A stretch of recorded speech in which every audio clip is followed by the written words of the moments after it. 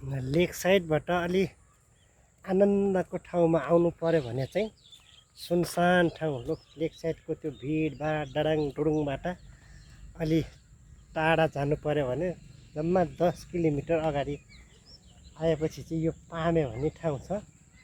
सुनसान छ, गाउँ छ, फाँट छ, हरियाली छ। यो पछाडिदेखिको खेतको यत्रो फाँट छ, यस्तो राम्रो ठाउँ चाहिँ यहाँनिर छ। यो माथिदेखिको चाहिँ पामेको पुरानो गाउँ हो। म चाहिँ अहिले पामेमा बसेर यो भिडियो बनाउँदैछु। यो पछाडि यो जहाँ चाहिँ अहिले भैँसीहरू हिँडेको देखिन्छ त्यो ठाउँ चाहिँ पहिले प्याराग्लाइडिङको ल्यान्डिङ गर्ने ठाउँ हो।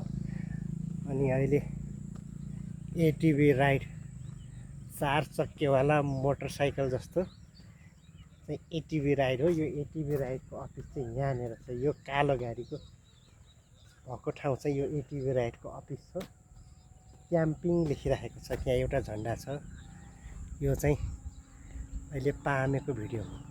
पिकनिकको टाइममा चाहिँ यतातिर पुरै पिकनिक भइरहेको हुन्छ। अहिले चाहिँ फाँट छ, खासमा यो खेत हो। यो तल भएको यो चाहिँ खोला हो, पामेको खोला हो। दुईतिर बाँध बाँधेको चाहिँ अहिले सुक्खा छ, तर बर्खामा चाहिँ यो खोला ठुलै हुन्छ। यो खोला चाहिँ बर्खामा चाहिँ यहाँबाट हिँड्न सकिँदैन। हिँड्नको लागि चाहिँ तल पुल बनाएको छ।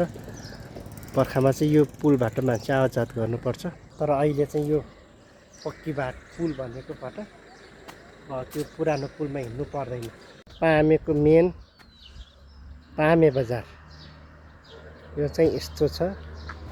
यो पनि माथि यस्तो उठेको घर, यो परको यो घर पनि उठेको छ। अनि पामेको यो घर पनि माथि उठाएर बनाएको छ। यस्तो छ, यो घर पनि उठाएर बनाएको छ। यो चाहिँ पामेको माथिको गाउँ चाहिँ यति राम्रो गाउँ छ। यो पामेको माथि पामेको गाउँ हो। यसको माथि देखेको डाँडा चाहिँ सारङकोट हो। सुनसान आनन्दले बस्नको लागि चाहिँ यो ठाउँ चाहिँ एकदम राम्रो छ।